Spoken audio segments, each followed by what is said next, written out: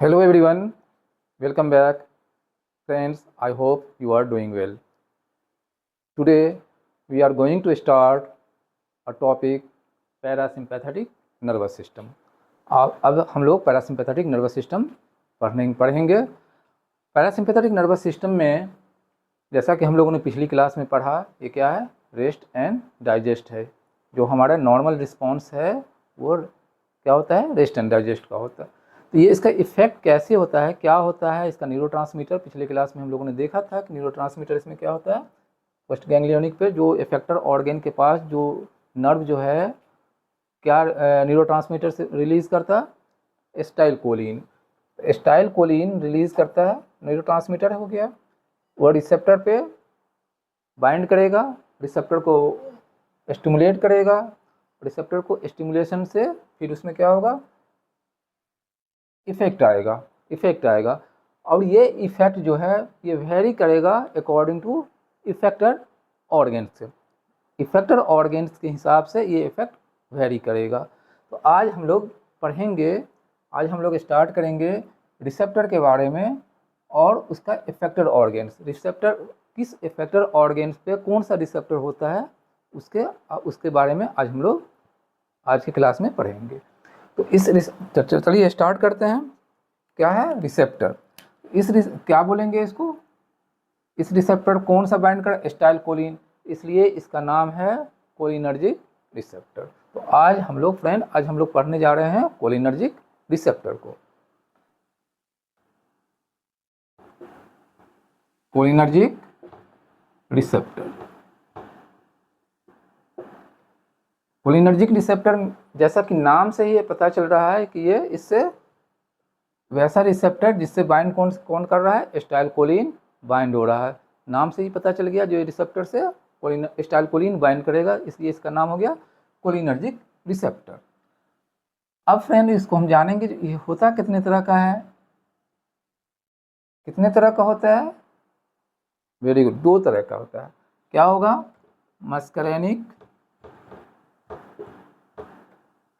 Muscarinic receptor होगा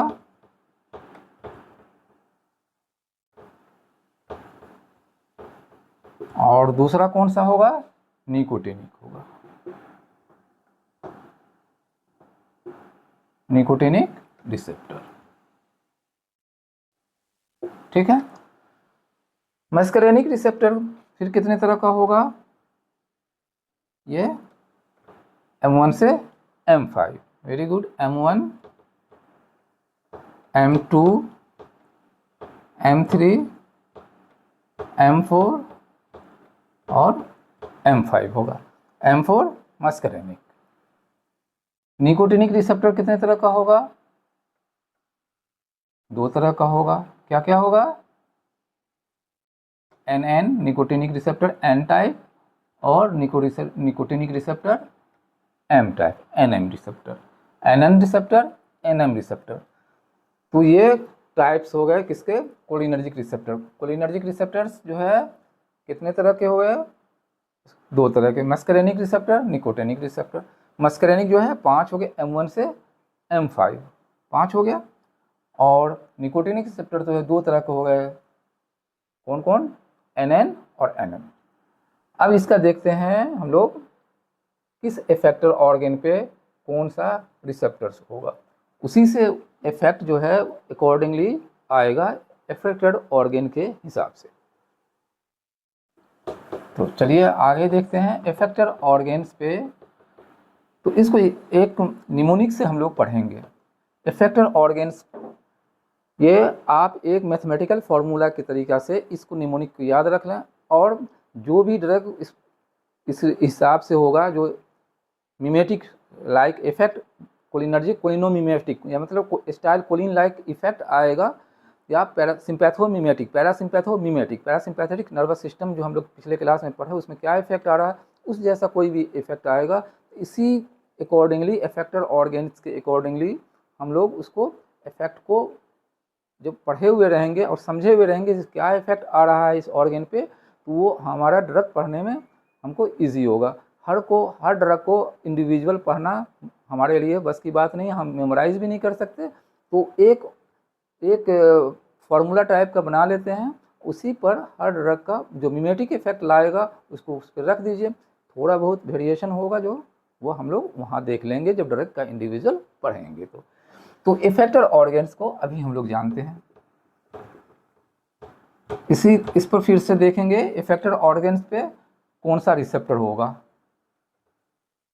generally हम लोग पढ़ते क्या हैं, हम लोग को पढ़ाया जाता है या हम लोग पढ़ते हैं रिसेप्टर पढ़ते हैं, रिसेप्टर के अकॉर्डिंगली उसका लोकेशन पढ़ते हैं। M1 रिसेप्टर कहाँ पे होगा, उसका लोकेशन क्या है, M2 रिसेप्टर किस लोकेशन पर होगा, M3 कहाँ होगा, M4 कहाँ, फिर इसी तरीके से N1 हम लोग इसको रिवर्स कर रहे हैं। अभी पहले इफेक्टर ऑर्गन देख लेते हैं, उस पर कौन सा रिसेप्टर होगा, बस जस्ट ऑपोजिट कर रहे हैं, जो कि एक निमोनिक से हम लोग पढ़ने जा रहे हैं। क्या होगा, इफेक्टर ऑर्गन्स। इसको फ्रेंड्स हम लोग याद रखेंगे, एक निमोनिक्स क्या, हबीब। हबीब हबीब एक नाम है, हो गया HABEEB, क्या है, हबीब, HABEEB, हबीब। ठीक है, इसको हम लोग देखते हैं। अब इसको डिकोड करेंगे। डिकोड करके क्या देखेंगे, अभी हम लोग सिर्फ रिसेप्टर्स देखेंगे, इफेक्ट बाद में पढ़ेंगे। हार्ट हो गया, वेरी गुड, हार्ट। हार्ट पे कौन सा रिसेप्टर होगा, M2 रिसेप्टर होगा, याद रखेंगे इसको। हार्ट पे इसको एक सीक्वेंस में याद रखेंगे तो आपको इफेक्टर ऑर्गन मिसिंग नहीं होगा, आपको मेमोराइज हो जाएगा। अरे इससे ये कौन सा है, इस पे कौन सा रिसेप्टर होगा। ठीक है, हार्ट पे M2 होगा। ठीक है, ए से क्या होगा, एलिमेंट्री ट्रैक्ट। एलिमेंट्री ट्रैक्ट मतलब GIT, एलिमेंट्री ट्रैक्ट या GIT बोलिए इसको। ठीक है, इस पे कौन सा होगा, इस पे कौन सा होगा, इस पे 2 रिसेप्टर होगा। कौन सा होगा, एक होगा पैराइटल सेल। पैराइटल सेल जहाँ एसिड का सेक्रेशन होता है, HCl का सेक्रेशन होगा। पैराइटल सेल पर कौन होगा, पैराइटल सेल पर हो जाएगा M1 रिसेप्टर हो जाएगा, M1 होगा। और रेस्ट जो है, रेस्ट बाकी जो है, बाकी जितना भी GIT में है, चाहे वो स्मूथ मसल्स हो, GIT का जो स्मूथ मसल्स है, या फिर स्फिंक्टर हो, सब फिर क्या होगा, क्या होगा, M3 रिसेप्टर होगा, M3। ठीक है, फिर आगे देखते हैं, बी से क्या होगा, ब्रोंकस। ब्रोंकस होगा, ब्रोंकस ब्रोंकियल स्मूथ मसल्स, इसको क्या बोलेंगे, ब्रोंकस में ब्रोंकियल स्मूथ मसल्स। इस पे क्या होगा, M3 होगा, M3 होगा। फिर चलिए ई से आई। आई पे क्या होगा, आई में आइरिस का मसल जो होता है वो 2 तरह का होता है, एक सर्कुलर मसल्स होता है, दूसरा रेडियल मसल्स होता है। जो सर्कुलर मसल्स होगा आई का, आई में कौन सा muscles, specially circular muscles, circular muscles होगा। उस पर क्या हो गया, M3 रिसेप्टर हो गया, M3 रिसेप्टर हो गया। और सिलियरी मसल्स पे जो एकोमोडेशन करवाता है, सिलियरी मसल्स, उस पर भी क्या होगा, M3 रिसेप्टर होगा। चलिए नेक्स्ट देखते हैं, exocrine. Exocrine gland, exocrine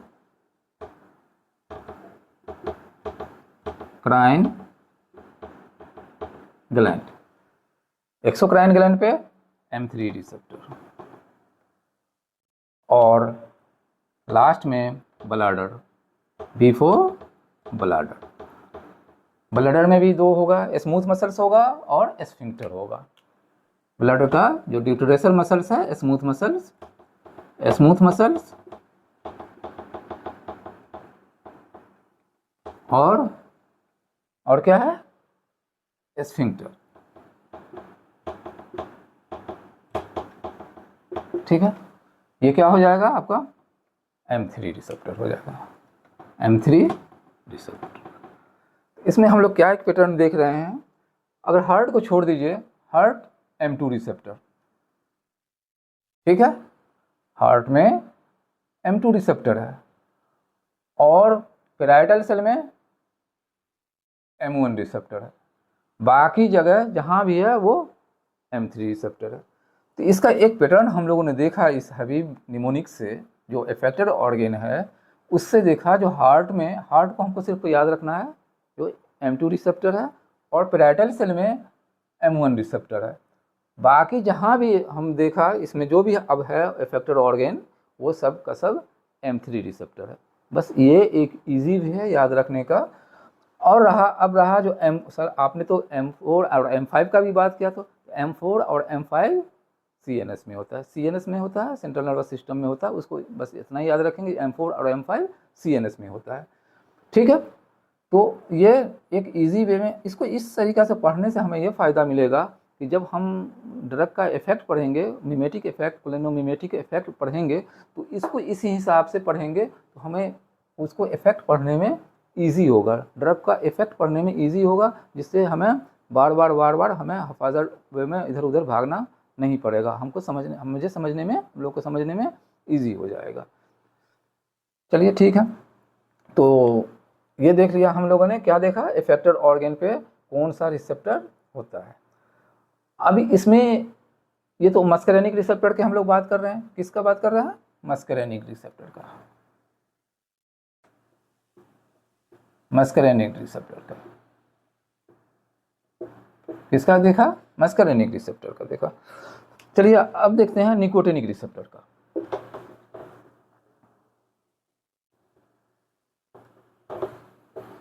nicotinic receptor में क्या होगा, निकोटिनिक रिसेप्टर, निकोटिनिक रिसेप्टर, इसमें हम लोगों ने दो तरह का पढ़ा, कौन कौन सा, N और NM। इसको याद रखने के लिए है, NM क्या है, न्यूरोमस्कुलर, न्यूरोमस्कुलर, फिर कहाँ होगा ये, न्यूरोमस्कुलर जंक्शन पर होगा। NM से, NM टाइप जो होगा वो कहाँ होगा, नाम से ही है न्यूरोमस्कुलर, तो इसको इसी तरीक़ा से याद रखेंगे, न्यूरोमस्कुलर जंक्शन पे होगा, न्यूरोमस्कुलर जंक्शन पर होगा, नाम से ही पता चल गया। जो NM है, M टाइप जो होगा वो कहाँ होगा, न्यूरोमस्कुलर जंक्शन पे होगा। और NN टाइप कहाँ होगा, ये होगा कहाँ, गैंग्लिया में होगा। जो हम लोगों ने सिंपैथेटिक गैंग्लिया और पैरासिम्पैथेटिक गैंग्लिया में देखा था, जो कोलिनर्जिक रिसेप्टर होता है, कौन सा रिसेप्टर होगा, NN टाइप होगा, NN टाइप होगा, कहाँ होगा ये, गैंग्लिया में। बस इतना याद रखना है, NN टाइप गैंग्लिया में और NM टाइप नाम से ही हो गया न्यूरोमस्कुलर। इसको एक को याद रखेंगे, दूसरा हमें याद हो जाएगा, न्यूरोमस्कुलर जंक्शन पे होगा। तो इसका लोकेशन, रिसेप्टर का टाइप देख लिया हम लोगों ने, रिसेप्टर का लोकेशन देख लिया, कौन रिसेप्टर कहाँ पे होगा। अब इसका देखते हैं मैकेनिज्म ऑफ एक्शन, आज हम लोग पढ़ लेंगे, फिर आगे जब पढ़ेंगे स्टाइलकोलिन को अलग से एक क्लास में, लेक्चर में पढ़ेंगे, स्टाइलकोलिन का सिंथेसिस, स्टोरेज, रिलीज कैसे होता है, फिर इसका एक्शन कैसे होगा, फिर ये डीएक्टिवेशन कैसे, 4 या 5 स्टेप्स जो है, 5 स्टेप्स, उसको हम लोग एक अलग सा सेपरेट लेक्चर में पढ़ेंगे। फिर उसका रिसेप्टर पर इफेक्ट देखेंगे, किस रिसेप्टर पर कौन से इफेक्ट आ रहा है, वो नेक्स्ट लेक्चर में हम लोग पढ़ेंगे।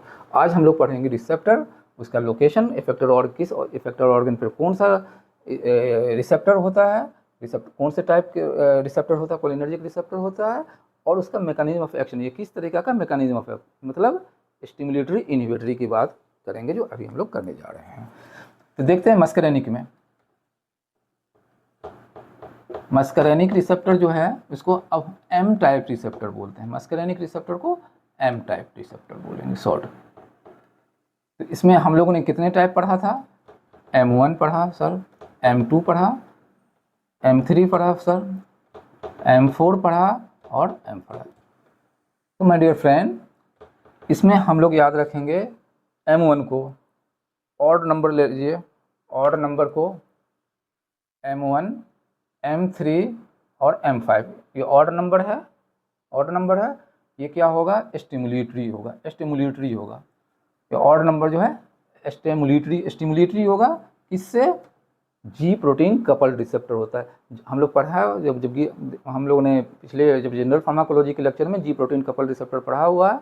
आप नहीं देखे हैं तो आप नहीं पढ़े, जा करके आप चैनल पर जा करके जो है प्ले लिस्ट में देख सकते हैं जी प्रोटीन कपल्ड रिसेप्टर। जी प्रोटीन कपल्ड रिसेप्टर में दो तरह का स्टिमुलेटरी होता है, GS और GQ, और एक GI क्या हो गया, इनहिबिटरी होता है। तो ये M1 रिसेप्टर, M3 और M5 जो है ये स्टिमुलेटरी है। अब स्टिमुलेटरी में कौन सा रिसेप्टर होगा, GQ है। क्या है, GQ, GQ, GQ।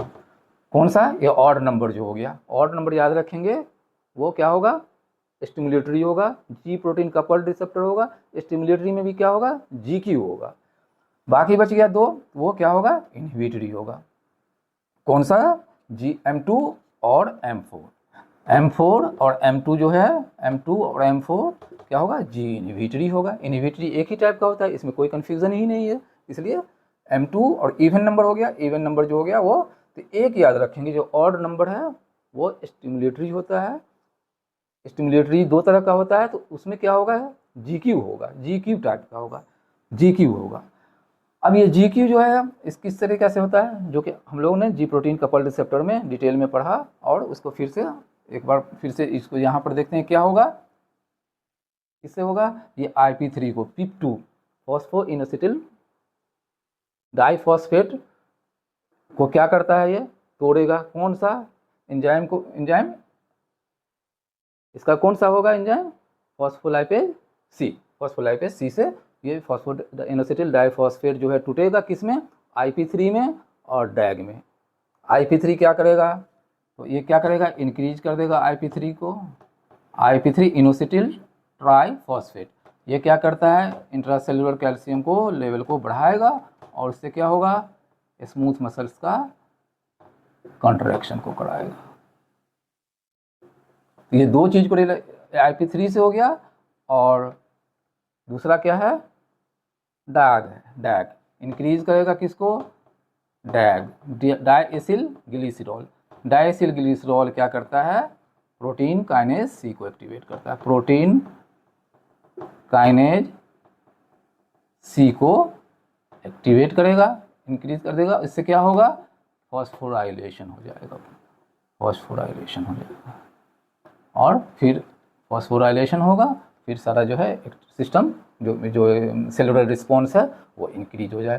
तो GQ का दो पार्ट, GQ दो जो phospholipase C, phosphoinositol diphosphate, PIP2 phosphoinositol diphosphate, इसको क्या करता है, ये क्या करता है जी, इसे जो एक्टिवेट होता है तो फॉस्फोलाइपेज C को एक्टिवेट करता है। फॉस्फोलाइपेज C PIP2 को तोड़ देता है, किस में तोड़ेगा, IP3 में तोड़ेगा और डैग में तोड़ेगा। IP3 मतलब इनोसिटिल ट्राइफॉस्फेट, ये क्या करेगा, इंट्रासेलुलर कैल्शियम लेवल को बढ़ा देता, कहाँ से, सार्कोप्लाज्मिक एंडोरेटिकुलम से। सार्कोप्लाज्मिक एंडोरेटिकुलम में जो कैल्शियम स्टोर है, उसे कैल्शियम को बाहर निकाल लेगा सेल से, उससे सार्कोप्लाज्मिक एंडिकुलम से, सार्कोप्लाज्मिक एंडोरेटिकुलम से। उससे क्या होगा, कैल्शियम बढ़ेगा तो स्मूथ मसल्स का कंट्रैक्शन हो जाएगा, स्मूथ मसल्स का कंट्रैक्शन हो जाएगा। डैग को दूसरा है, जो डैग है दो कंपोनेंट में है इसका, तो दूसरा कंपोनेंट क्या है, डाइएसिल ग्लिसरॉल। इसका ये क्या करता है, इसको जब बढ़ेगा तो क्या होगा, प्रोटीन काइनेज C को एक्टिवेट करेगा। प्रोटीन काइनेज C भी फॉस्फोराइलेशन कराता है, एंजाइम को फॉस्फोराइलेट करे, एक्टिव हो जाएगा, जिसकी वजह से जो है सारा मैकेनिज्म सेलुलर रिस्पॉन्स इंक्रीज कर जाएगा। तो ये GQ का जो भी GQ है सबका मैकेनिज्म ऑफ एक्शन इसी तरीका से होगा। GI क्या करता है दोस्त, क्या करेगा GI क्या करता है, जैसा कि हम लोगों ने पिछले क्लास में देखा था कि GI क्या होगा, ये एडिनाइल साइक्लेज एंजाइम को इनहिबिट करता है। एडिनाइल साइक्लेज क्या करेगा भाई, एडिनाइल साइक्लेज क्या करता है, चलिए यहाँ से देख लेते हैं। एडिनाइल साइक्लेज जो एंजाइम है ये क्या करेगा, एडिनाइल साइक्लेज क्या करेगा, ATP को साइक्लिक एएमपी में कन्वर्ट करेगा। साइक्लेज है तो साइक्लिक एएमपी में ये कन्वर्ट करता है। कौन?